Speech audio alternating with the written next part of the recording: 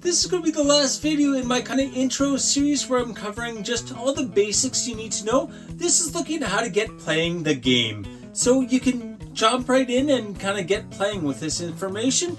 And please hit like and subscribe. Okay, we're going to talk about how to start the game, getting playing. So the first thing you want to do is place everything, get your library put down, your commander put down if you're playing commander or anything that has a commander. And then you got to think about shuffling your deck, and after you shuffle, someone should split the deck. So shuffling, first of all, I mentioned in a previous video, you do not shuffle magic cards like the bridge shuffle. You don't do this.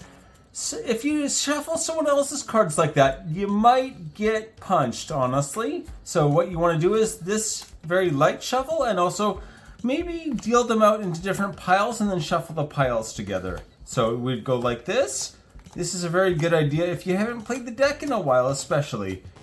Decks can get a little too bunched up, even if you're packing up things. You might put all your lands together and like that. So anyway, shuffle and then take the different piles and shuffle them together. There you go. And finally, again, you'd want to do this with the whole deck, not just part, but yeah, that's how I would shuffle. And after that, you're gonna think about drawing cards. Before you shuffle, it's very important to have someone cut the deck. When we say cut the deck, we just mean you're gonna take it, split it, and then go like this and put it on top. Randomize it a bit. Ideally, this is a different player is going to cut the deck. Anytime you shuffle, you should also cut the deck again. Some players are very stringent on this, and others kind of don't do it much. I'm one of the ones that doesn't really bother with it most of the time, but when I see people do it, I'm like, oh yeah, I should do that. Okay, so the first thing you're going to do is draw cards. Getting your opening hand is a little more tricky than you might think. First of all, you take 7 cards. I believe in every format it's 7 cards. I'm going to look at them. So what you really want in an opening hand is 3 lands and cards that you can play in your first 3 rounds. Really what you want to do with your opening hand is like have a plan for your first 3 turns. You don't necessarily have to have some big spell you can cast every single turn, but have at least something where you can do like turn 1, turn 2, turn 3. You want to have your lands, and you want to have something to do.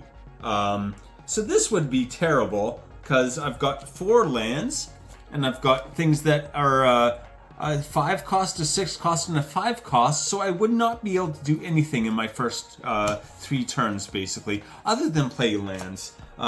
So I'm going to try one more time here. Again, I get to draw 7 on the second time again. If I keep drawing though, if I keep doing the mulligans, I'm going to draw 6 on the next time, 5 the time after that, 4 the time after that, and so on. So yeah, you don't want to keep mulliganing all day, because also it stops people from just being able to play the game, right? You want your like perfect opening hand, doesn't mean you get to like hold up the game for half an hour. Yeah. So this one though, let's take a look. I've got 3 lands, so that's much better. And I've got a 4 cost, a 2 cost, another 2 cost, and another 2 cost. So this is a lot of stuff I can do in the first 3 turns. Keep in mind, you are also going to draw cards at the beginning of your turn. So unless you're playing 2-player, if you're playing 2-player, the first player does not draw on their first turn, but they draw every turn after that. So probably you're going to be drawing 3 more cards though. So yeah, you don't have to rely completely on the cards that you drew. I'm going to get 3 more, right?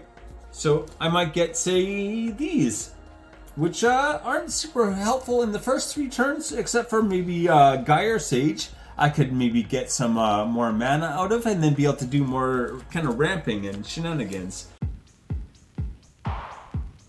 Now we're going to talk about determining the first player. This is very important, and one thing to keep in mind, if you're in a 2-player game, if you're the first player, you do not draw a card on your first turn. You don't get the automatic card draw. Any other card draw you still get though. Usually what people do is they roll a 20-sided die, and whoever gets the highest goes first, and then clockwise rotation from there. this could be done earlier as well, right? You don't have to wait until everyone has their opening hands. We usually do, I think, just because that way we can just launch straight into the game. You could do it earlier though. Alright, I want to talk about a few reminders now. First of all, follow turn order. You don't get to change the turn order unless there's a card that lets you specifically do it. You gotta follow the turn order. We did a video on turn order, so if you want a more explanation on that, you can check it out. Second, most important, communicate, right? Say what you're doing all the time. I think players can often get into this kind of mode where you're focusing on your board a lot and you start just doing things and not saying what you're doing or telling anyone. You need to tell people so they can like respond and things like that. Alright, hopefully this gives you all the information you need, and take it easy.